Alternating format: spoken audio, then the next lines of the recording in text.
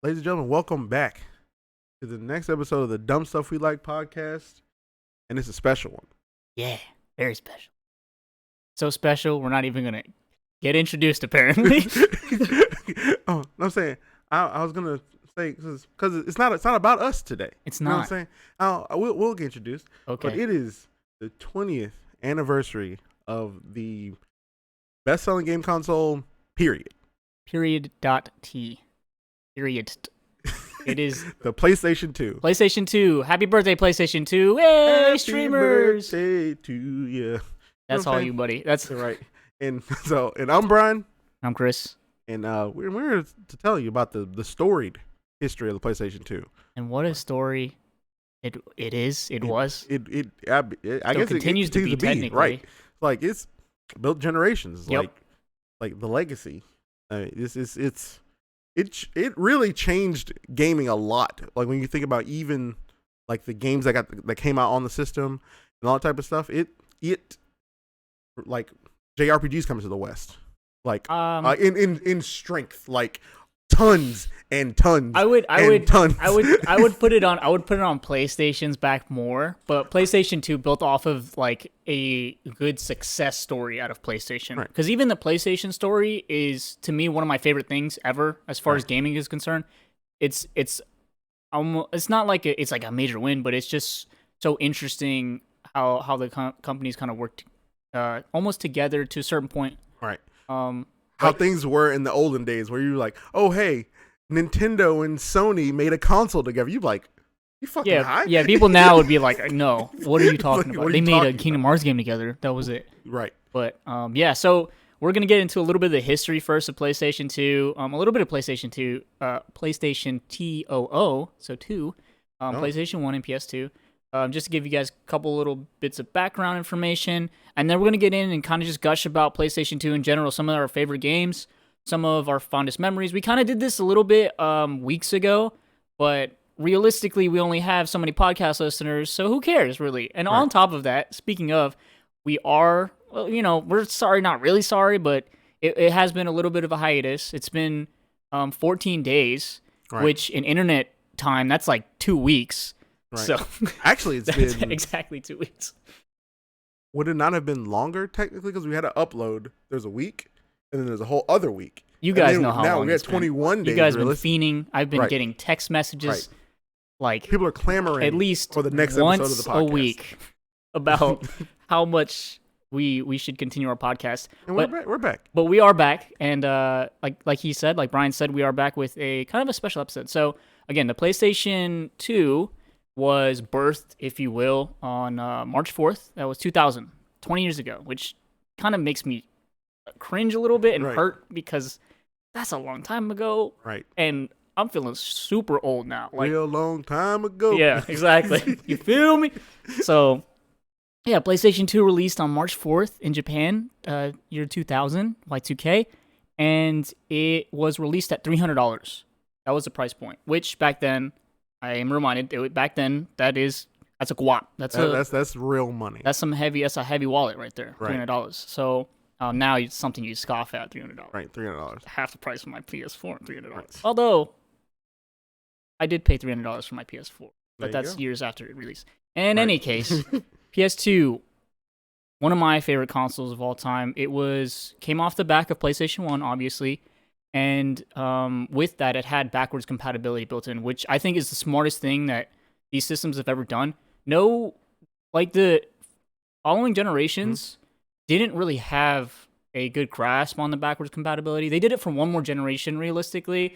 I guess technically two more. The first PlayStation 3s, and then they dropped that because I think it was like too expensive to like put it in the system. Yeah, because now you have to have a DVD player or a DVD reader and a Blu-ray reader. Yeah, it was. I didn't get to have one of those PS3s, but like I knew that they were going for money. Yeah, like, people were they were selling the thing for $600, but we're like, oh, I can play PS2 games on this too, $900 easy. Yeah, that was one of those things. Which I mean, thankfully now we have the internet, we have online gaming, and you have support for older games. Yeah, where you can just download older games from the library as long as they get put out on the PlayStation Store. And as long only emulate games as long as you own the physical copy of them. Of Exactly. But yeah, so like PS2, backwards compatibility. Back then, groundbreaking. Right. Because if you have to think about it, systems prior to that PlayStation, I guess the Genesis, if you want to go back that Right. far, Nintendo. 64, None of the right. Nintendo games were ever compatible. You couldn't play a Super Nintendo game or you couldn't play a Nintendo Entertainment System game, NES game on the Super Nintendo. The cartridges were different. Same thing moving up to N64. Cartridges were different because Right. the size and things like that Right. were growing. And there was some like cross pollination of things. Like I think that there was a cartridge for the Super Nintendo where you can play like GameCube games on your TV and stuff like that. Yeah, Not there's GameCube, weird but stuff. Game Boy Yeah. games on your TV. But it was like there wasn't a straight, oh hey, format to format. You don't need anything else. You just take your old game, put it in your new system, and bada bing, you're off to the races. Exactly. And that was one of those things PlayStation 2 had. And it was awesome because the PS1's library is actually a lot larger, I think, than people remember. Yeah. It did have a lot more Japanese type games, which didn't really get released in the West, which is unfortunate. But now we're seeing a lot more of those as a resurgence. But there's still a vast library that got released. You got stuff like Metal Gear Solid that really got its start on the PS1. Right. First time you see like Metal Gear Solid Snake. Not original Metal Gear, but Metal Gear Solid, which did drop on the PS1. But then you also had you had like Twisted Metal, you had Tekken franchise, all these different franchises that kind of got their foothold started on the PlayStation 1, and then I think they really took off once the PS2 hit. A lot of these franchises blew up, and then we even got more franchises and titles that started On the PS2. on the PS2, exactly. But even going back, so let's go back to PlayStation real quick. PlayStation was a system born out of a failed deal. So PlayStation, Sony, and Nintendo were working together to build the next Nintendo console, and Sony was looking towards disc, right? Sony's always kind of been in the technology race, so to say. Yeah, where they're a hardware manufacturer. Right, exactly. They were making TVs back then. They were making camcorders, making cameras. They were making CD players. I had Sony Walkmans, things like that, tape players. So they understood the next step forward is CD-ROMs, right? Everybody's doing CD-ROMs. We already have CD players. Hey, Nintendo, you guys should start releasing games on the CD. It has more space. It's going to be easier. You can do more with a system that could read a CD. You can put more on that. I mean, but then this ended up being earlier in the life cycle of CD-ROMs and stuff before they were getting heavily printed and stuff like that, or CD-ROMs taking off for like computers and things like that. Your people are still using floppy disks, zip disks, all this other type of stuff. So it's like you're really trying to be at the forefront of technology, right? And that's a thing Sony's kept up with, even going to Blu-rays. Right. That was another leap that they put their faith in this new relatively unproven hardware format to actually push the thing. The weirdest thing too, if you think about it, is the fact that Nintendo didn't jump at this, because now Nintendo's the one who's always doing weird shit with their consoles. Right. And back then, the weirdest thing they did was we released a controller that has 3 handholds on it, which is still weird, but it's whatever, right? It wasn't a real big leap. This would have been no, that would have been the same generation. The 64 came out that generation. Yeah. So the deal failed out. Nintendo wasn't really bought into the whole idea of doing the CDs. I think that was also due to the fact that they had like a Panasonic CD player back then that actually ran games like actual like PC games. Right. And they kind of licensed out like Zelda and things like that and Mario. And you can see some of those games now. That's where we get the memes, like or the Zelda meme where he's just like, oh hey, whatever. It's like he's talking to the princess. It's a cartoon, but it's like animated on the discs. Yeah. And if you're looking at that being your poster child for what is capable on this thing, those games are not good. No, they're not. So it's like you give that the solid pass. Right. And that was back in the Philips CDI era. So then they moved on. And I think Nintendo kind of got a little bit burned by that. So then they're like, nope, we're keeping all our IPs. And on top of that, we're not doing the CD thing. We think it's a gimmick. We're not really on board with it. Right. PlayStation, on the other hand, was like, fine, we'll just build the console. Or Sony was like, we'll just build the console ourselves. Ended up coming with the PlayStation, one of the greatest consoles of all time. Started a big kind of console race. And they almost, at that point, kicked Sega out of the race. Right. Sega had kind of been working on the Dreamcast. So now we're like caught up to PlayStation 2 era, right? The Sega Dreamcast gets released. It's a CD-only type system, and it's got online. That was their big thing, right? Nobody's really prepared for online in 2000. Right. We're still early. It's a little bit too early. If you can think back to 2000 where you were, and if you guys had internet in your house, like it was still dial-up for most people. Right. You were still having to tell your mom to get off the phone. Boys. Like, yeah. If your mom picked up the phone, you're dead. You're dead in the water, right? Right. So there was still a lot of that going on, and it may have been just a little bit too early. But then PlayStation came through about like 6 months after the release of the Dreamcast, and they dropped the PS2, right? The PS2 outsold the Dreamcast on its first day by almost 110 million, which is insane. So the Dreamcast dropped like, I want to say it was something like 95 million units or dollars or something, right? And then just double that essentially is what you get for the PS2 release, which is insane for a console who's only been in the generation one other time. Right. This is your second outing, but you come out swinging hard. Right. You're like, okay, not only is my system moving on to a new format, DVDs, but we also bringing with that backwards compatibility with the entire PlayStation 1 library. Yep, the entire thing. Without any restrictions, realistically, aside from region locking. Right. Yeah. Which then there was a ways around that. So yeah, there was that going on. It was actually cheaper than the Dreamcast as well, which is kind of a Sony thing now. It's kind of normal for Sony to do that, kind of undercut the opponent or just a little bit. Right. Especially this last generation.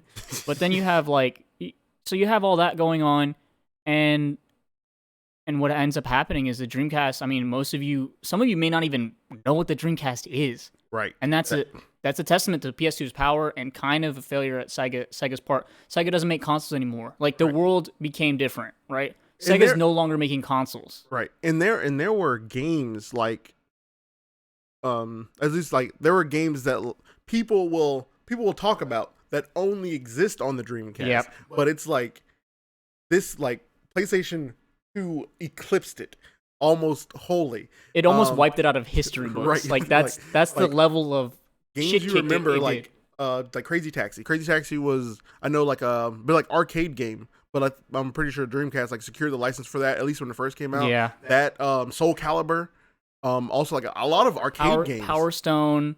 They had a lot of arcade games. It was big on arcade. Marvel vs. Capcom 2. Yeah. They had crazy stuff like all these things like, oh, you're in Marvel vs. Capcom 2. The world remembers that, but it's like, these are all on the Dreamcast before they were on other things. And then, but PlayStation still came out and crushed it. That's like I said, that's a testament to the PS2 and just like how ready they were for that generation. Right. So the PS2 releases about a year later into the life cycle. The GameCube, the Nintendo GameCube, and the Xbox, original Microsoft Xbox release, and PS2 at this point cut the price again. So they cut it to match the GameCube, which was at $200. Right. And it was $100 cheaper than the Xbox. And the Xbox really only had the one killer app, which turned out to be the actual killer app. Right. It almost, I would even say that it almost pushed GameCube out of the spotlight well enough. Right. Because then it became, now it's Sony versus Microsoft game race. It's Nintendo's kind of like the weird older brother that still tries to be relevant, and that's kind of where they're at now. Even now, the Nintendo Switch has brought them back. I would say that Nintendo Switch is the first console that's brought them back to the forefront of hey, we're one of the big three, right? Because they were always like 2.5. They went from the GameCube to just getting weird, right? Like, oh, it's Wii. Yeah, it was the console for your parents. After that, because it was the Wii. So fucking, I wanted a Wii first, but then I ended up with my 360 or whatever. But it still was like, okay, and that still ended up being history. Halo, and some of the games like Call of Duty was cross, but like Gears and Halo and all that other type of stuff. If you were playing a shooter, you were playing it on the Xbox 360. Right. That's everybody knows that. And even other things like for the PlayStation 2 specifically, like Guitar Hero 1 and 2. Yeah. I think they might exist on PC, but I knew for consoles they only exist on PlayStation 2. Yep. And that along with Tony Hawk hitting guitar, music stuff, and skateboarding, it was something else. Generation was killer. That generation of consoles was awesome. You have all these Tony Hawk games coming out, bam, bam, bam, bam. People are buying it up in droves. Called the Guitar Heroes. People buying them up. It's crazy. I'm pretty sure Guitar Hero 3 even came out for PS2. It did. I had it for the PS3, but it came out for the PS2. I remember that. So see, that's the thing. Your games having your guitar across Guitar Hero 1 through 3, all that. So it was still, I'm pretty sure, the longest standing console that had games still releasing for it. Yeah, so that was the next thing. longest Was it lasted for 12 years in production. So Sony was still tracking numbers the 12 years into its life cycle, which is insane. It's one of the longest, if not the longest, lasting consoles of any generation, and that's just how forward thinking they were. Yet, like, they made it 12 years. That's crazy for a piece of hardware. Right. 'Cause Like, right now it's like, think about your cell phone now. Your cell phone at 2 years, you're like, I'm like behind. people at 1 year are like, what? But 2 years, you're like, man, this is gone. Archaic, yeah. Like I'm game, like, and they were talking about like like they were saying like last game console generation, 360 and PS3 era was long, and it was like 7, like 8 years. Yep. Like, but double that. right, Double that, and now you have like the PS2 lasted. I got the PS2 when I was still like not even in middle school yet, and then it lasted all the way until I graduated, like, and then past that, like, until I was like a full adult who can have their own kids playing video games. Like, we were at that point, and the PS2 was still in production. So Sony had tracked the numbers for that while. They stopped tracking after a bit, but the last real milestone they hit was 155 million units sold, which still stands as the highest selling console of all time, which is insane. And again, that has kind of something to do with the longevity of it. right. But then again, you're not tracking numbers after that, so Right. it could be. It probably doesn't maybe go that much higher. I mean, and they like to give other, all right, they give other game consoles things like something sells like faster or whatever, Right. like at different points. But you have to realize where we are now in gaming, or how powerful gaming is now. Gaming is like the gaming industry is more than music and movies combined. Right. Now, it wasn't then.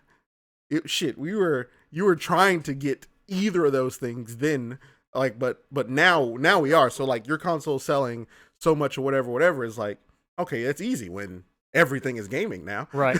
You got to think about this too. Like, it's so ingrained in culture now that, I mean, once it hit social media, then it really was a wrap, because then gaming became a part of everybody's life. Right. You got games like Farmville. Like, I'm not gonna lie, I played some of those mobile games, but you got stuff like Bejeweled and all the Zynga games that came out, right? Right. They hit, and like people, like your grandma was playing like video games, right? Right. So it wasn't just for kids anymore. And I'm not gonna say you can trace it back to the PS2, but I mean, maybe even that generation of consoles, the penetration, yeah, like penetration, it being in like, everybody's home to that Right. point where it was also a DVD player. So if maybe I don't play games, I want to watch movies, it's the same price as a DVD player. like things you think about, like now, like people will get like, I guess even the 360 PS3 era is when people were like really picking sides. The consoles came out closer to each other. Console whatever. wars. There was more of a competition, but back in the day, everybody had a PlayStation 2. Everybody had one. Like, that was like for real, everybody had a PlayStation 2. Yeah. Like, I remember going over to my friend's house, like I had a PlayStation 2, and my friend had a PlayStation 2. My PlayStation 2 broke at like a point in there, but everyone had a PlayStation 2, and then they did the slim PS2s, and people had, like, everyone had a PS2. Like, if you played whatever, people had a PS2. Yep. And it was in, like, I guess even there's no real reason not to. Like, there was people who had like played Halo, but Halo 1 like existed on PC as well, so people were doing that, but people had PS2s, and it was crazy. So you almost go anywhere. You could just trade games. Oh, hey, you and a friend at school, he's about a game. Oh, hey, let me borrow that. You knew it was coming to you on PS2. Right. You didn't even have to think about it. Right. It was coming to you on PS2. That was like, there's nothing you had to worry about. So that was one of the great things. And again, I kind of mentioned it earlier just a little bit, but like the fact that it had a DVD reader in there, it also had a DVD player built in. So this meant that you could watch your movies and stuff on your PS2 running it through your TV. So it replaces a DVD player, the need for a DVD player. The cool thing was it was the same price as a DVD player. So now you're getting a console that can play video games and it can play movies, which the Xbox didn't have initially. Eventually they did through, like, you can add on an IR sensor. Right. But that was the biggest thing where, like, yes, it ran on a DVD formatted disc for the space of the game. Right. But it wasn't a movie. It's written on the disc differently when it becomes a movie. So there was that going on. But that was one of the other things too, where we're pushing into not only does this do games, because the Nintendo and the PlayStation only did video games, Right. and the Sega's only did on the Sega Mega Drive or Master Drive, they only did video games. Now we're moving into stuff where like, yeah, these do movies now. This is these a do music multimedia now. device now. Right. This is your home entertainment system all in one thing. Nintendo Entertainment System. Right. And Or it was a Sony PlayStation. I'm pretty sure it said PlayStation Entertainment System as well. It was. Like I said, like on the thing, but yeah, but I mean, yes, yeah. It was a PlayStation, but it was a PlayStation like entertainment system. Like I'm pretty sure it's still that it wasn't the P. Well, they dropped the entertainment system like subtitle. They dropped it off by PS2. Okay. But yeah, just that it became a home entertainment system, which is insane to think now. Like multimedia device, playing music on it too. Right. Like yeah, most people now just assume like, yeah, my console can also do these things. Right. Because if you think about this, if you were to get a game system now, and it wasn't able to play DVDs or not even like just movies, right, or like surf the internet, or like because even the PS2 it couldn't surf the internet, but it could go online, like any of these things, it wouldn't run apps. So if you took away the entertainment system part of systems forever, go back in history, scrub that out, right? PS2 only does video games like the PS1 did. And then every other console after it is doing the same thing because that's the leading industry. Right. That's the industry lead. What the hell? Like, Nintendo they've never effed with movies. Right. You still can't watch movies on any Nintendo system. Yeah, because you can't even play music. GameCube came out and it had its fucking small discs. Like, I couldn't put a DVD in here if I wanted to. Right. So I mean, it would be different. We wouldn't even have like YouTube or Spotify. Any of these apps wouldn't be on your game console. You'd have to have a smart TV or a separate device. But yeah, now we have these things thanks to that generation of consoles. But I mean, that's pretty much it for the history of the PS2. Again, 12 years, long time. It's now 20 years old. So that's insane to think it could drink next year. Right. So if you still have one, pour some out for your homie. Pour some out for your homie. But now we're gonna get into some games that we just remember and kind of talk about what made them special, or like just some good memories we had with the PS2. And I know Brian, he had one and it did break, but he still has some games that he can gush about. Right.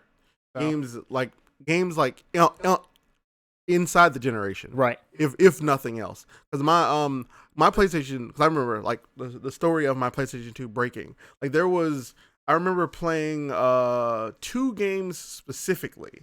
One was the X-Men Origins game, which was wild. And there was like, if anyone listening to this has ever taken a PlayStation 2 apart, there's like a fat PlayStation 2 apart. There's that like ribbon cable that goes to the front buttons. Like that cable, like I've taken my PlayStation apart at different points and like sliding that cable back in. I was able to get it to work. Like it had stopped working another time, but I think like that had just slipped out. So I was able to get it back in there, get it back working. Bam, playing that game. And my PlayStation broke playing God of War. God of War had just came out, and I'm like, oh man, this is wild, crazy, ridiculous.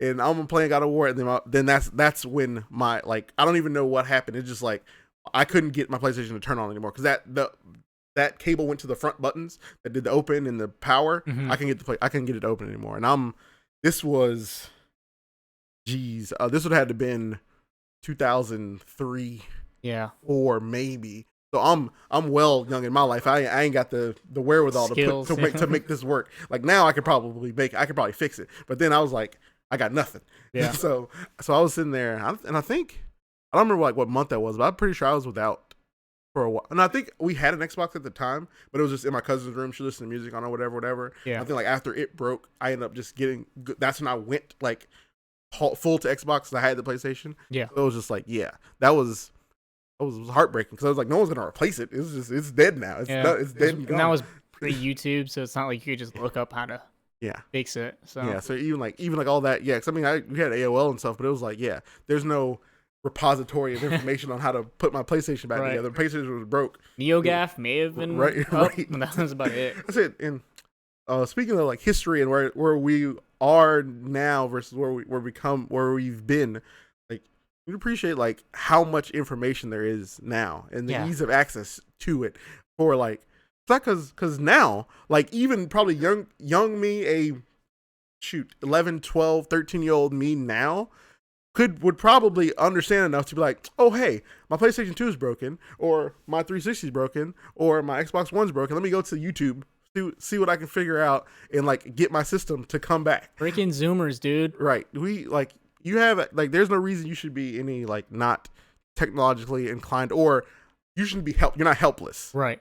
There's no reason to be helpless now. We have the tools and stuff exist at the tip of your fingers to get you help to do whatever you want to do. Exactly.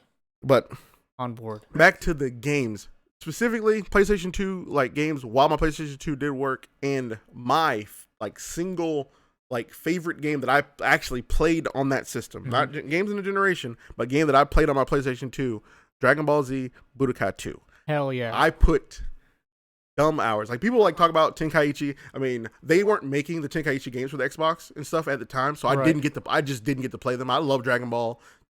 Tenkaichi was more of like a HD remake anyways, so... Yeah. So it was like, I love Dragon Ball to hell and back, but I didn't have a PlayStation to play the games on, so I just couldn't. But so I had Budokai 1, 2, and 3, but I played Budokai 2 until the disc did not work. Like I played the shit out of that game. Like that was my joint. Because of like how the capsule systems worked, you can like adjust your abilities and like have the stuff you wanted in that, and like all the transformations, like all the stuff that just didn't exist in the show that existed in the game. It was so much stuff, and it was by far my favorite game. The game had like 70 characters or something. It was ridiculous. Yeah, like Smash is now trying to like eclipse all the different things you could do. Like it was just so many characters. All like the they had characters from like Dragon Ball, like original Dragon Ball. Fucking the Krillin Yamcha fusion, like oh yeah, that's right. The Goku Hercule fusion, like this stuff is straight what if stuff, like just all in this game. And it was great, and it was definitely easily my favorite game that I played on my PlayStation. I can see that. I mean, because I didn't get to play Grand Theft Auto on my PlayStation. Like I played it, like, but I don't think I didn't own. I played San Andreas on my Xbox, but I didn't own Grand Theft Auto Vice City on my PlayStation. I had a friend who owned it, but I didn't own it. I also didn't own it. My cousin had Vice City because my parents were a little bit more strict. But I got my hands on Vice City, and man, that's one of those moments where like it's not like I'm gonna say my cherry was popped, but like that's what it seemed like. Your eyes are open. There's certain things in my life that I remember where I was like, okay, now I'm an adult. Like now my eyes have been opened.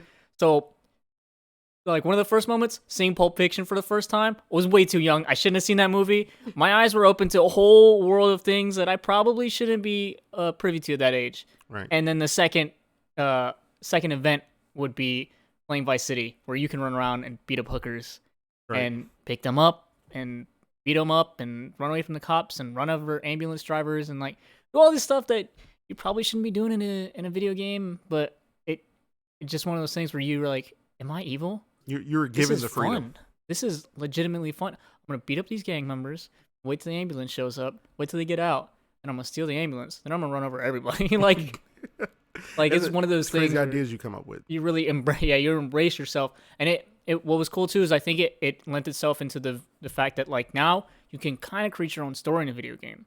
Because it had that open world, right? Where, yeah, there's missions. The missions are fine. I legitimately can't remember the story of Vice City. I just know you're a guy who is like, the mob is after him or something, right? Right. That's why you're down there. I think you're supposed to be hiding, but then you end up effing over the mob. But like... Something. Yeah. Something happened. Or the drug lord cartels or something, you know? I remember more parts and pieces of San Andreas, but yeah, I have no idea what the story in Grand Theft Auto 3 or Vice City is. Right. So Tommy Vercetti in Vice City, and that's about all I know. I remember the soundtrack.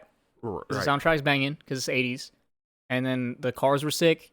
And yeah, I just remember like beating people up and like getting all the codes and doing like the tank codes and all that stuff. Oh, man. And, like I think everybody else remembers that too. Playing Vice City is like, if you didn't drive the tank in Vice City, you missed out.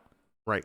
So like if you didn't drive the tank, turn the cannon around, and just fire it to speed you up, you are missing out. A-Team style. Oh man, I've done so many like and I think like it hits to the point to where the best selling game on the PS2 is Grand Theft Auto San Andreas. Yep. But like it goes to show like how much Grand Theft Auto and the PlayStations were synonymous back in the day, that 9 times out of 10, if you ask someone what a code for Grand Theft Auto is, they're gonna give you the PlayStation inputs.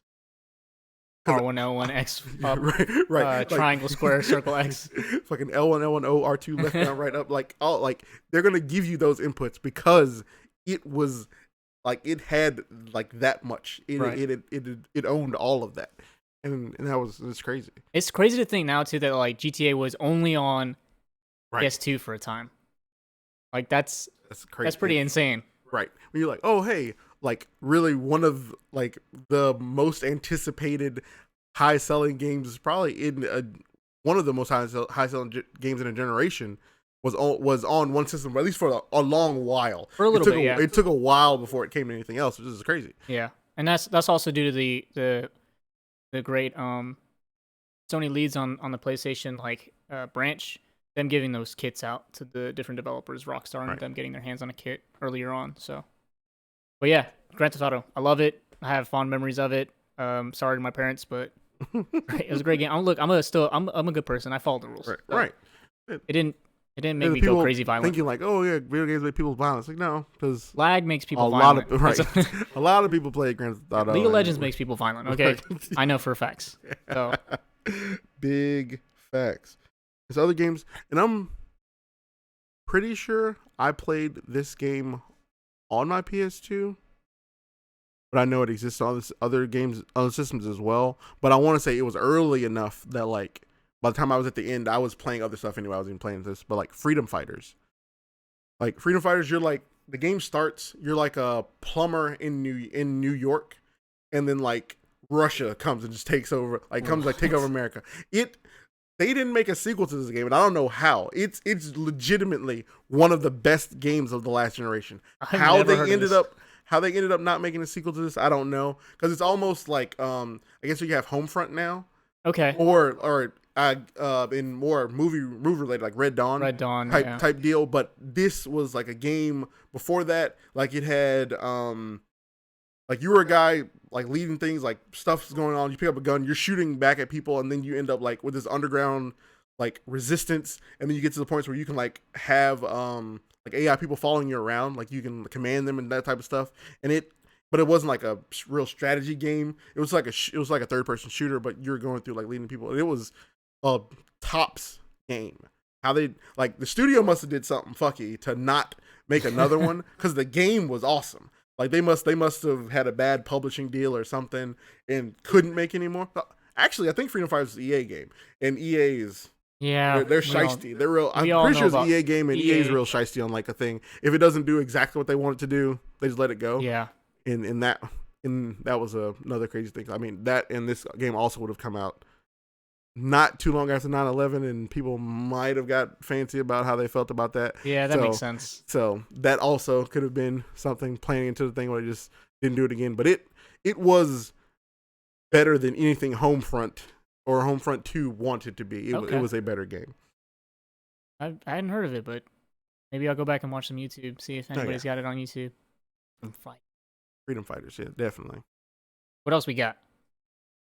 Me? Yeah. It would be Guitar Hero. Okay. Which one? Guitar Hero 3 specifically. Guitar Hero 3 had Dragon Force on it? Yes. That was my jam. that whole disc, even the story mode, was one of the most fantastic things. You get to play against the devil, right? Yes. And you get to play The Devil Went Down to Georgia. Yes. Which is freaking sick. It's on guitar, yeah. It's fantastic. The song is great. You getting to play against the devil for your soul, I guess. Right. It's one of the coolest things I've ever seen in a video game. It was peak like it's always we're talking about before, the like skateboard and guitar, like rock culture. Yeah. Like peak. Like Guitar Hero 3, like you get into like world tours after that. Like that 3 was peak. 2 2 was like showed there. that oh man, this is possible. 2 is difficult. Two had very little like leeway and give, yeah. and like if you missed, you missed. It was done. And that was only on PS2 as well, so it was like there's no other system. It's not like if it was something with like the console it was on, it was it.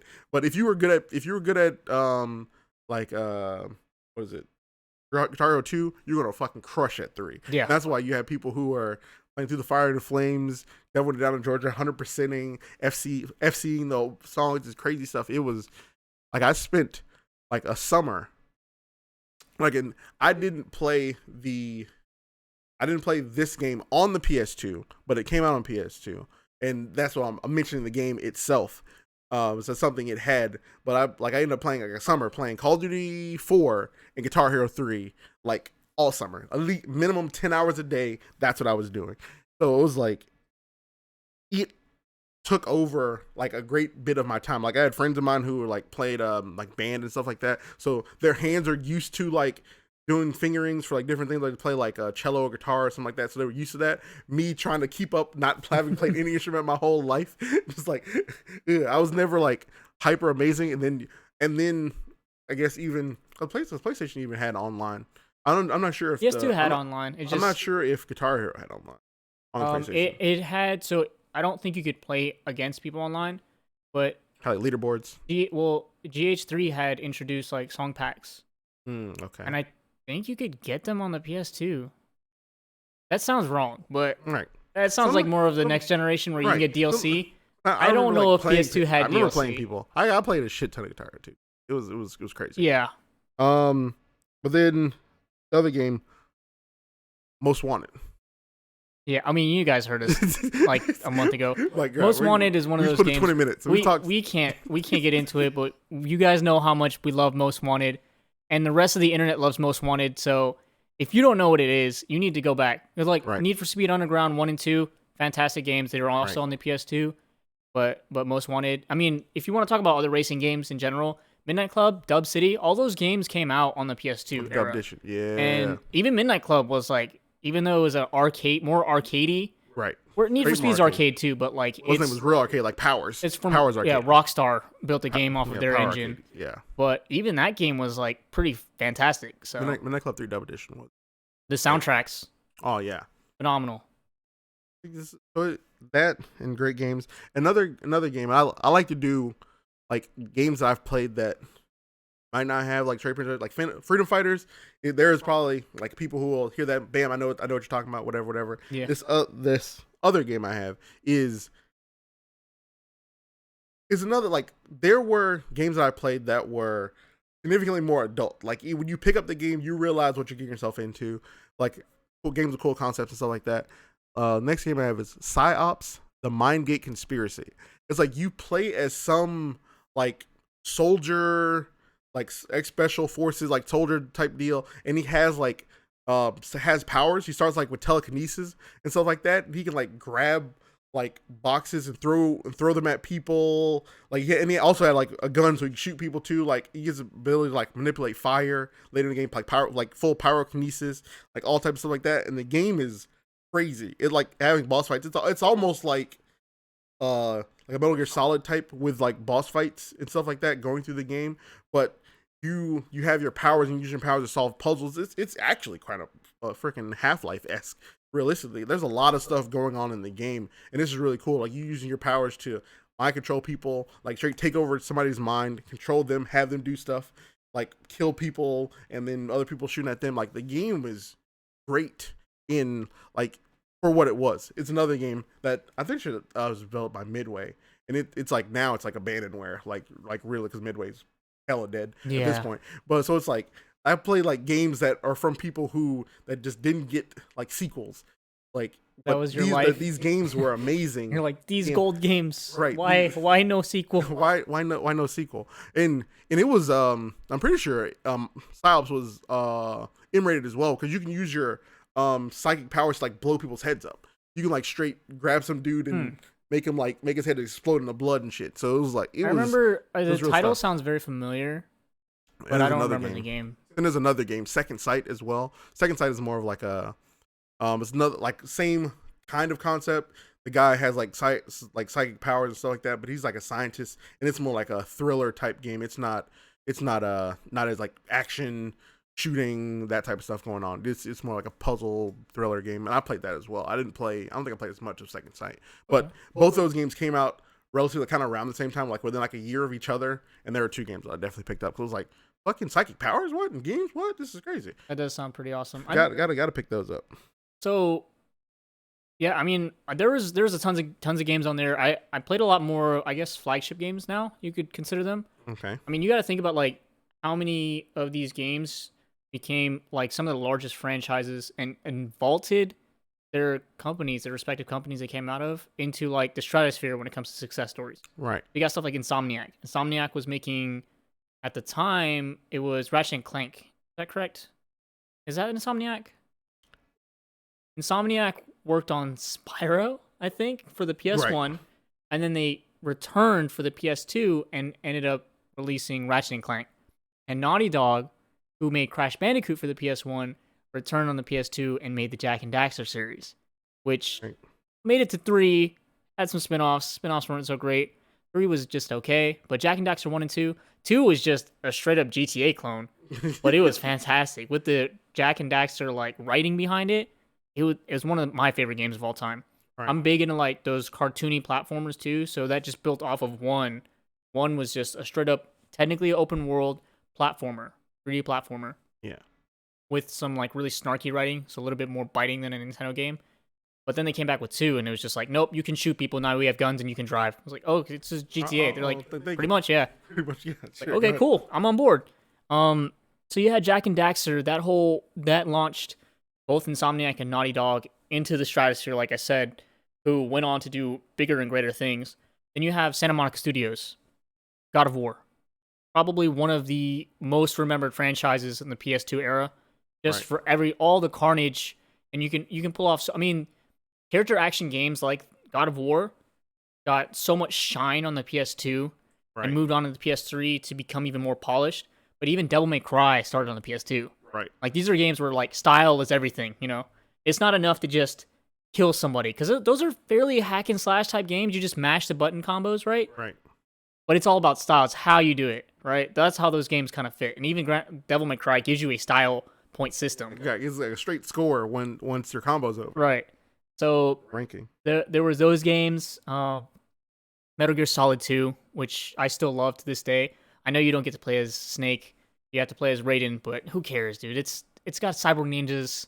It's got Solid Snake doing Solid Snake stuff. There's still Metal Gears in it. It's a great game. I think, was it PS2? I think it was PS1 because it's Metal Gear Solid 1.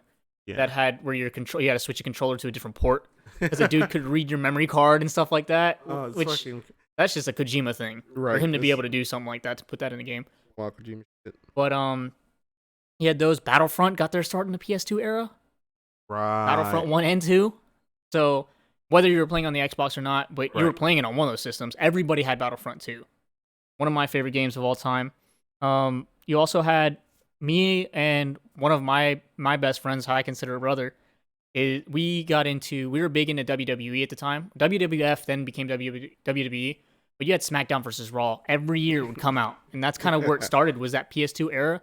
Before then, you had stuff on the Nintendo that was like NCW, Nitro versus whatever, right? Right. But then once the PS2 hit, you had these games like SmackDown versus Raw where you could create your own character, and he had his own storyline you can follow. You can go backstage, beat people up. Like, you had the whole game. I hit somebody with, like, a tractor.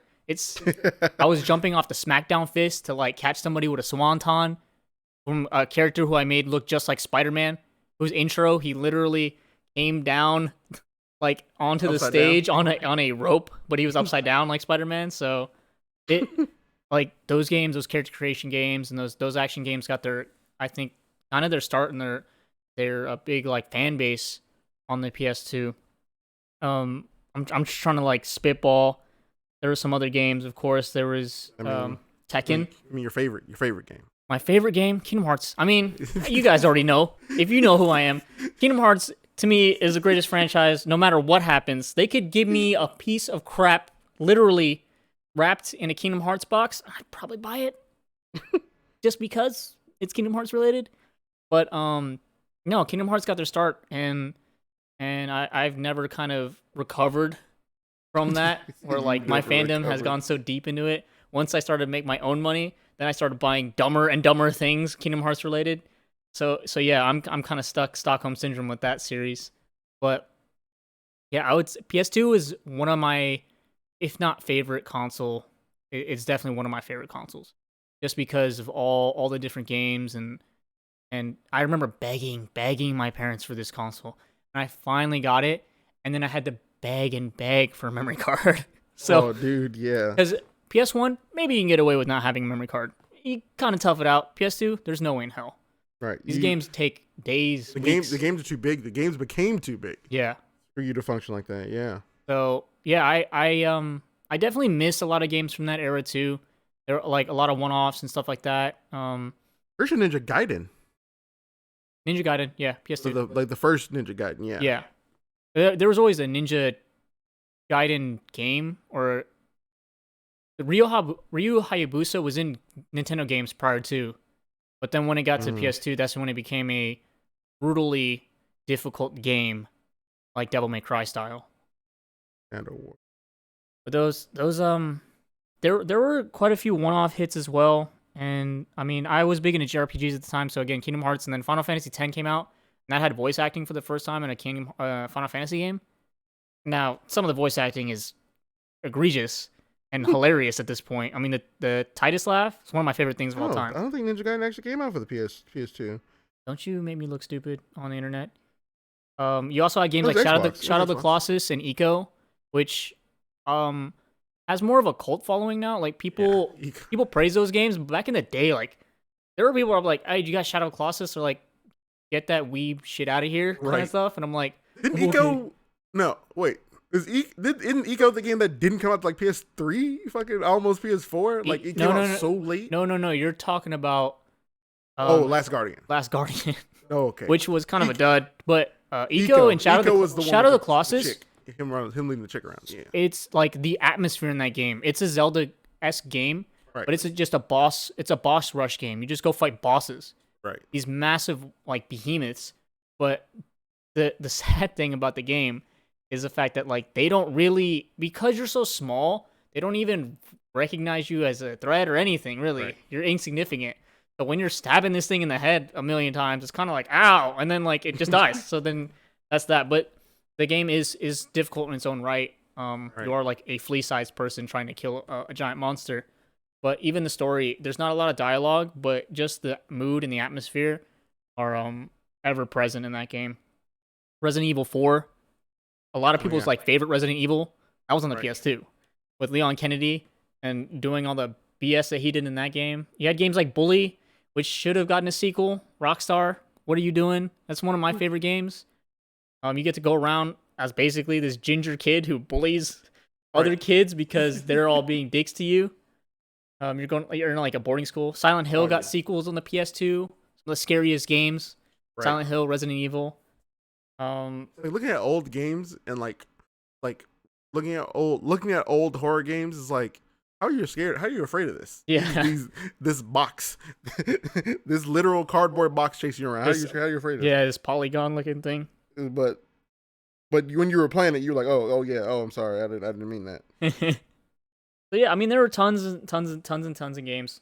The original Splinter Cell. Yeah, Sam Fisher, the original one. Walking around like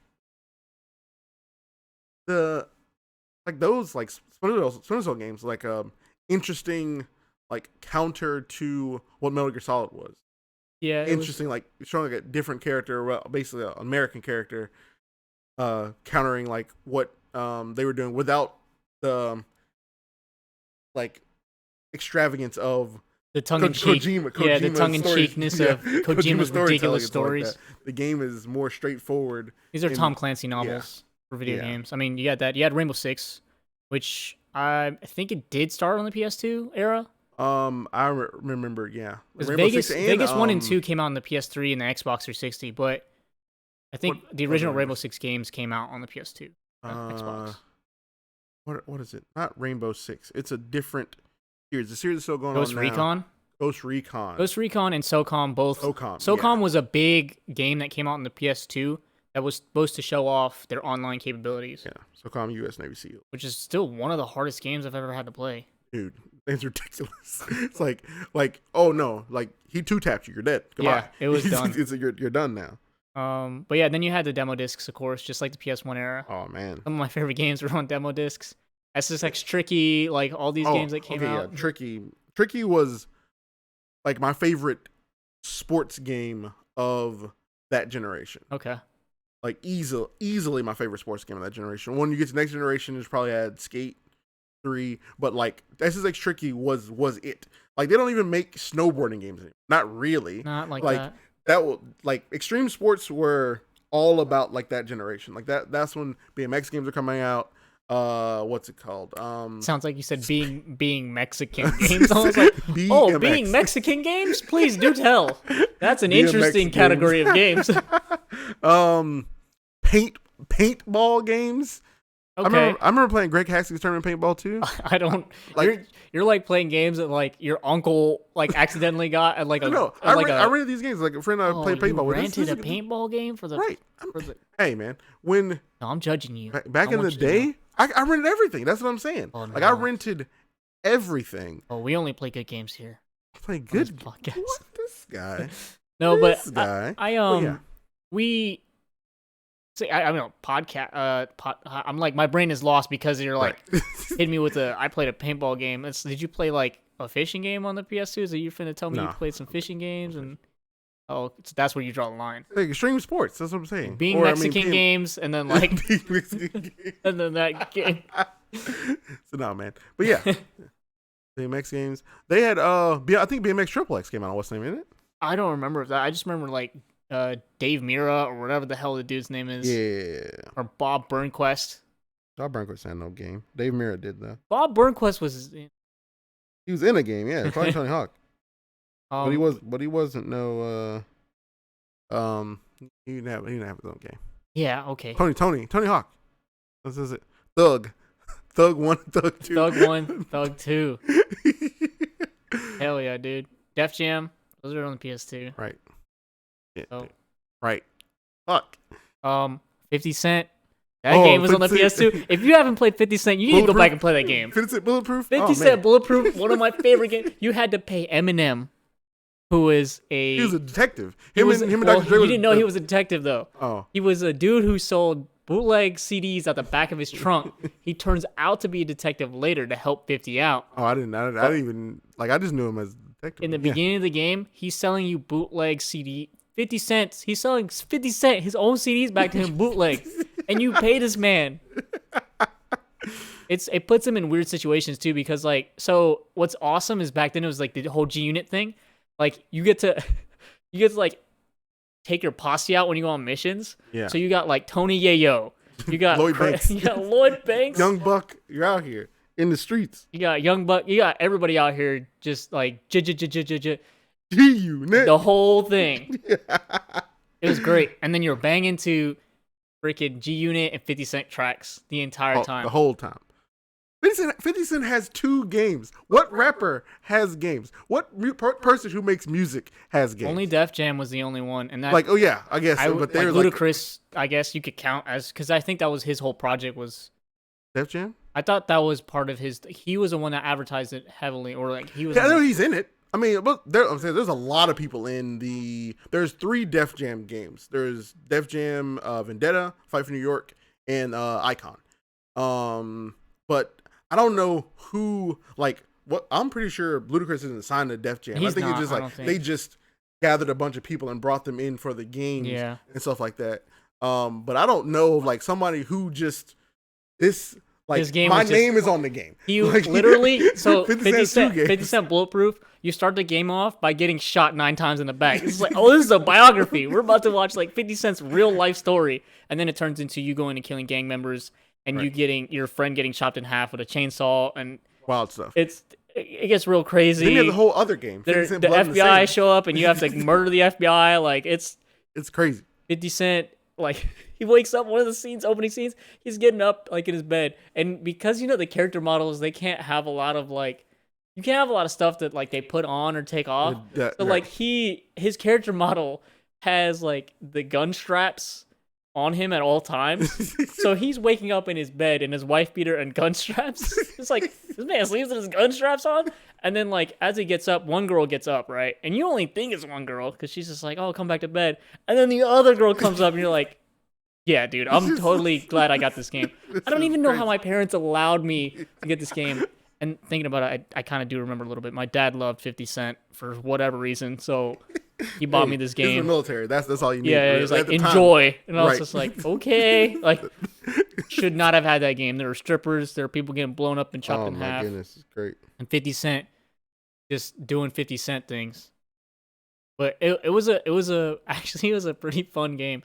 And I remember even that Enter the Matrix coming out off of that, like, where it was pretty much built the same, but you could hack the game. One of the crazy things, even about like the Matrix being like out and coming around right then, and their games coming out, I don't remember the Path of Neo. Like I remember I've seen some things, but I don't remember that game. But I played the shit out of Enter the Matrix. Oh yeah, dude. That like Niobe and Ghost or whatever. Niobe and Ghost, like that front building where you can like where the pillars are and stuff like that. Yeah. Bro, I spent years in that room. Just rolling, just learning all the completing all the moves. I shot movies in that front like lobby.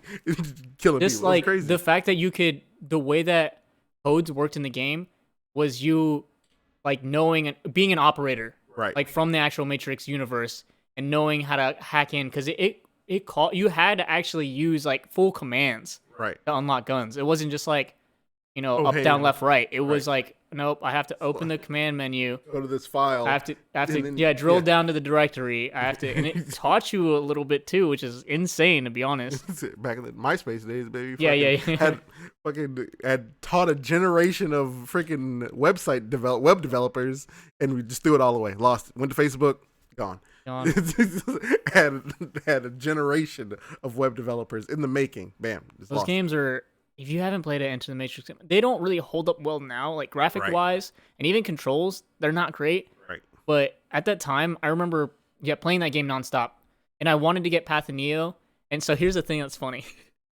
At that Christmas, I remember my grandma and my parents were like, we're going to get you one game. You choose which game you want. I was like, sweet, I get to pick the game. Like, they can't mess this up. This time they're asking me. So I'm like, okay, cool, what games are out? And it was between... Path of Neo, so Matrix Path of Neo, which I was like, okay, I like Enter the Matrix, it's an easy fit, right? Or Shadow the Hedgehog, which I was like, oh man. But they gave Black Sonic, they gave him guns, bro. Like Black Sonic guns. I don't know, and it was legitimately a hard choice. I was like, man, I don't know what to get, and like I was trying to like figure it out and look at reviews, but I ended up getting 50 Cent, so it was really strange. That wasn't even one of the choices. It wasn't. That was you would never guess that. Nope, and it was I never looked back. Actually, it was one of the best decisions I've ever made. Oh man, that's just let me see. I think. What else? Oh yeah, and other games I thought of happening around this time is some people play sports games, some people don't, but playing like NFL Blitz. I was gonna say Blitz and Hits, NHL Hits, and and NBA Street. NBA Street. Dude. NBA Ballers. I spent so many hours. You just opened my mind. Because you know how you can like, they were all up in that like, oh, I can like get my own kicks now. I can buy my own house now. I get my own car with the rims. The rims that keep spinning, they don't stop. Dude, that was literally so many people's first introductions to the rims is playing Ballers. The culture hits so hard in that game. Spree wells. It's like, the spinners now, but they were Latrell Spree wells at the time. Spree wells, what? Like, bro, nobody. Man. I remember like being like, "Yo, this game is sick." Like, you being able to slow time whenever you're like crossing someone so hard that they fall over, and it's just like, this is the greatest thing in any game ever. Oh man, like really like take his feet from under him, just like boom. You don't know which way you going. Because that was back in the we got out of the NBA Jam days where it was enough for you to just dunk on someone. Yeah. Even NBA Street was like, let me style in the air. Right. And it was like still ridiculous. Super combo like that. Yeah. Ballers was one-on-one and one basketball. Yeah. Just And you were just and one. Oh. and dude, so now we're gonna have to go back and play NBA Ballers, but yeah, NBA Ballers. I sunk a lot of time in that game, and that's a lot of. I think this is gonna sound a little bit weird. That was big in like hip hop culture back then too. Oh yeah. It hit super hard. So like NBA Ballers, Need for Speed, even Tony Hawk like skating games. Any of those games had such a big hip hop vibe Or and hip hop Need for Speed culture. Underground. Yeah. So many people know Get Low to the Window to the Wall. That was their Because of that introduced. video They game? just bought Need for Speed Underground. It's, oh, racing game, yeah. I don't want to say that video games opened my eyes to culture and brought white people and black people and Asian people and Mexican people and people all around the world together, but it did. But it did. Like people think like music and stuff, music or movies and stuff like that. No, video games. It's video like, games, have a way of just. This is for no one. You see in or Need for Speed Underground. It's a game, racing cars, whatever. And bam, they hit you rock tracks. You like or songs basically. It's like the crossover. Like songs I have from Underground 1, 2, even Most Wanted, like rock songs. Like, I don't know any other song from this artist, but I know this song because I heard it and I enjoy it. Y'all listen to this song that you'd expect to be outside of my wheelhouse of music. And it's just like, it's crazy stuff like that. Yep. Thank you, video games, for uniting everybody and around the world. PlayStation 2 did that. PlayStation 2, thank you so much for breaking down so many borders and just ending racism the way you did. Credit to PlayStation 2. Right. That's all I'm gonna say about the PS2. There was a lot more, of course, we could say, and we probably will eventually in other podcasts. All right, get specifics, but yeah, no, but, no need for that. But yeah, PS2. I just want to say, PS2 turned 20. Happy birthday, PS2. Here's to another 20. Yeah. You know what I'm saying? Well, probably not gonna happen. But you know what? I'll say another 20 years will pass. Hopefully. I mean, another 20 years will pass, but. We'll be talking about this at 40 years. Well, PlayStation. When we're all in VR jelly playing video games. Well, that's what I'm saying. Remember PlayStation 2? Well, I'm saying the PlayStation franchise will be gone by then. Like nobody's saying Sega Dreamcast 25 years or 20 years. It didn't last. It didn't last 18 months. It didn't last 2 years. It didn't last 2 years. So, but yeah, that was it. I don't know if you had anything more, Brian. That's it. That's all I had really. Do we have anything? So for next week, we'll give you guys a little bit heads up. We do have a little bit of something building up for next week. Just because this episode ended up being the 20th anniversary, we will be getting back into like news and movies and things like that next week. Yes. Unless, of course, there happens to be an anniversary or something else. Right, something else cool is going on. But we're not gonna let you guys down. There will be some news. You guys will still be in the know. Right. There is a lot of news that dropped too, but I'm not gonna say anything now. I'll save it for next week. There's tons. I mean, we're ramping up into the summer soon. Right, ramping up into the summer. This year's the kickoff of whole console generation. Yep.